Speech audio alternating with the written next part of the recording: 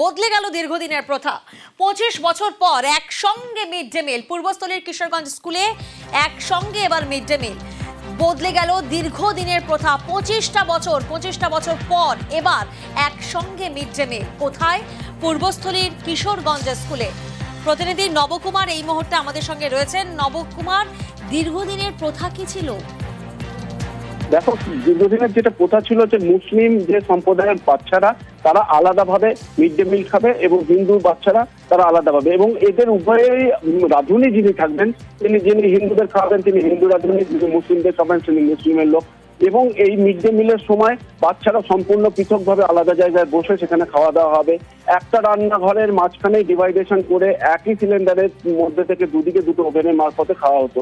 এই যে দীর্ঘদিনের প্রথা ছিল, এলাকাবাসীর সমন্বয়ে এটা যে তৈরি করা হয়েছিল দীর্ঘদিন আগে, আজকে তারই বিলুপ্তি সাধন ঘটছে।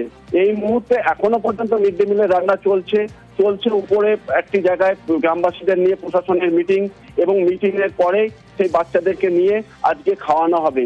আর এইতে যে মাস্টারমশাই তার সদিচ্ছা যে তিনি প্রকটভাবে দেখিয়েছেন, তিনি জানিয়েছেন যে আমার এটা ভালো লাগেনি, আমি দীর্ঘদিন ধরে চেষ্টা করেছি, এবং অবশেষে আজকে সেই দিন এসছে সেখানে বাচ্চারা একসঙ্গে বসে খাবে এবং রান্না করা তরকারি বিভিন্ন রকম ভাবে তাদের আজকে খাইয়ে তারা ব্যাপক খুশি, এবং হেডমাস্টারও তিনি এই বিষয়ে খুশি যে জিনিসটি সাকসেস হতে চলেছে। বেশ, আজ থেকে তাহলে শুরু করলে? শুরু তো হলোই, দেখতেই তো পাচ্ছেন আমরা। আজকে কি রান্না হচ্ছে? মেনু সোয়াবিন ডাল।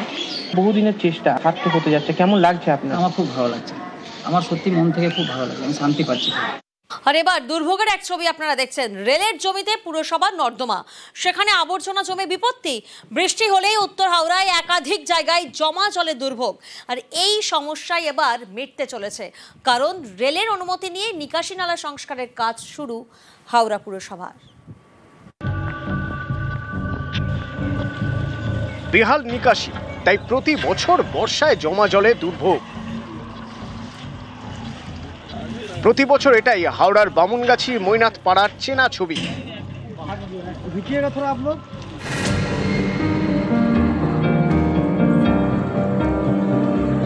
হাওড়া পুরসভার 6, 7 এবং 8 নম্বর ওয়ার্ড, এইসব ওয়ার্ডের নিকাশি নালার জল পড়ে রানী ঝিলে। মাঝে বামুনগাছিতে রেলের কারশেড, রেলের জমির উপর দিয়ে গিয়েছে পুরসভার নর্দমা, যে নর্দমার মধ্যে আবার কারশেডের জল বের করার জন্য রেলের পাইপলাইন।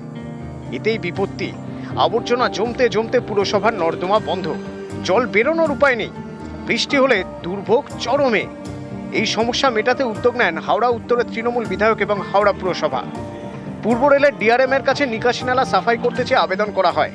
সম্প্রতি সেই অনুমতি মেলে, এরপরেই শুরু হয় নিকাশি নালা সংস্কারের কাজ। সংস্কার করা হয়েছে রানী ঝিল।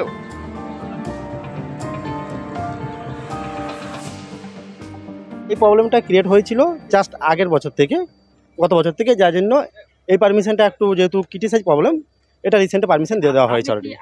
এটা পরিস্থিতি হলে আমার ওয়ার্ড নম্বর 7 পুরো একদম মানে জল থেকে নিমজ্জিত থেকে মুক্ত পেয়ে যাবে। রেল যখন জল ছাড়ে টোটাল জলটা আমাদের এলাকায় ঢুকে যায়।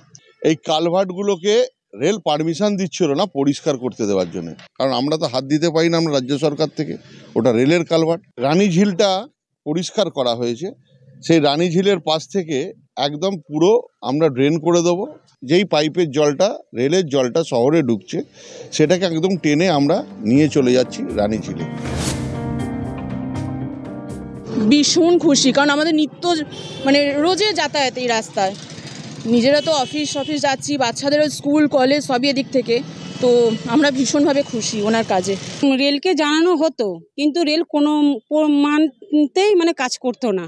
ঠিক আছে, আমাদের বিধায়কদা উনি মানে সমস্যাটা সমাধান করেছেন এতদিন পর, এখন জল জমাটা একদমই নেই। হাওড়া থেকে ক্যামেরায় রাজু ভূঁইয়ার সঙ্গে দেবাশিস চক্রবর্তী, নিউজ 18 বাংলা। পাশাপাশি আরো একটা ছবি, সরকারি হাসপাতালে বেহাল নিকাশি। বৃষ্টি হলে সিটি স্ক্যান রুম জলে থই থই, আর এর জেরে বিকল হয়ে গিয়েছে সিটি স্ক্যান মেশিন। 1.5 মাস ধরে পরিষেবা বন্ধ। রামপুরহাট মেডিকেলের রোগীদের ভোগান্তি চরমে। দেখুন সেই দুর্ভোগের ছবি।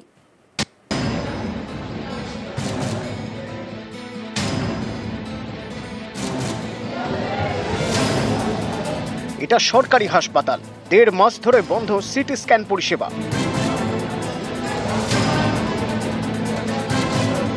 এ নিয়ে সিটি স্ক্যান রুমের বাইরে টাঙানো রয়েছে নোটিশ। বীরভূমের রামপুরহাট মেডিকেল, প্রতিদিন এখানে রোগীর ভিড়, এমন গুরুত্বপূর্ণ হাসপাতালে নিকাশি ব্যবস্থা বেহাল, নর্দমা আবর্জনায় ভরা। অভিযোগ, দীর্ঘদিন পরিষ্কার করা হয় না, বৃষ্টি হলে দুর্ভোগ বাড়ে, তখন সিটি স্ক্যান রুমে জল ঢোকে। মাস দেড়েক আগে সেই নোংরা জলে বিপত্তি, একমাত্র সিটি স্ক্যান মেশিন খারাপ হয়ে যায়। তখন থেকে পরিষেবা বন্ধ, এতে রোগীর পরিজনদের দুর্ভোগের এক শেষ। অনেকেই বাধ্য হচ্ছেন বাইরে থেকে সিটি স্ক্যান করাতে। সরকারি হাসপাতালে যেটা সুযোগ সুবিধা পাওয়া সেটা কেউ পাচ্ছে না। সিটি স্ক্যানের যেটা সম্ভব দেখছি, তারপরে পয়সা দিয়ে বাইরে করতে হচ্ছে, কোনো পরিষেবাই ঠিক নেই।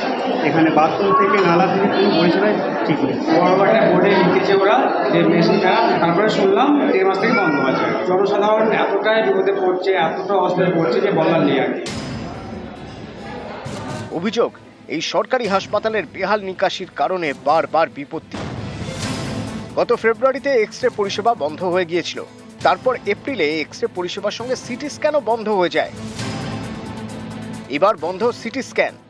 একটু বৃষ্টি হলে জল ঢুকে গিয়ে মেশিন নষ্ট করছে, সেই জন্য ওই মেঝেটা আমরা উঁচু করবো 8-9 ইঞ্চি, ফলে সেইটা উঁচু করতে একটু সময় লাগবে। মেশিনটাকে খুলে ইনস্টল করতে হবে, এটা তো একটু সময় লাগবেই।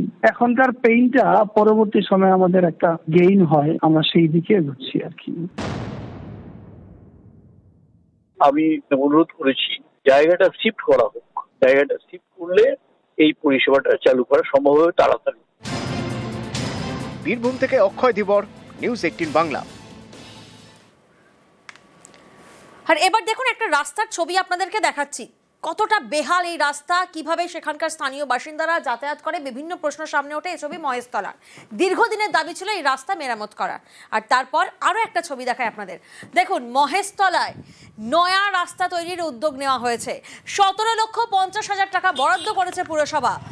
খুব স্বাভাবিক, স্থানীয়রা খুশি, তারা উচ্ছ্বসিত, কারণ দীর্ঘদিনের দাবি ছিল, দীর্ঘদিনের দাবি পূরণ হচ্ছে। প্রতিনিধি সমীর এই মুহূর্তে আমাদের সঙ্গে রয়েছেন। সমীর, রাস্তা মেরামতিতে ঠিক কি কি উদ্যোগ নেওয়া হচ্ছে? মহেশতলা পৌরসভার 11 নম্বর ওয়ার্ডে সন্তোষপুর বাজারপাড়া জমিদার এলাকা, সেইখানে দীর্ঘদিন ধরে মানে রাস্তা খারাপ ছিল। সেই রাস্তা খারাপ থাকার কারণেই আজকে থেকে কাজ শুরু হয়েছে। হওয়ার পরে এবং দীর্ঘদিন যে খারাপ রাস্তা থাকার পরেই এই রাস্তা আজকে কাজ শুরু হওয়ার পরে ওরা খুশি এলাকাবাসী। মহেশতলা প্রায় 5 বছর এই রাস্তা খারাপ ছিল। 17,50,000 টাকা খরচ করে 180 মিটার লম্বা রাস্তা আর 113 কিলোমিটার ট্রেন তৈরি হবে। এই দুটো মিলিয়ে 17,50,000 টাকা খরচ হবে। এই রাস্তা যে উদ্বোধন হলো এবং রাস্তার কাজও শুরু করলো 17 নম্বর ওয়ার্ডের কাউন্সিলর সুভাষিস দাস সহ এবং ওখানকার কাউন্সিলর দীপিকা দত্ত, এরা সবাই উপস্থিত ছিলেন। এবং রাস্তার কাজ হতেই লোক খুশি যে 5 বছর ধরে যে রাস্তা হচ্ছিল না, সেই রাস্তা সুভাষিস দাস উদ্যোগে এবং পৌরসভার উদ্যোগে এই কাজটা শুরু হয়েছে। বেশ, 17.5 লক্ষ টাকা ব্যয়ে আমরা 130 মিটার ড্রেন এবং 180 মিটার রাস্তা এটা আমরা করছি।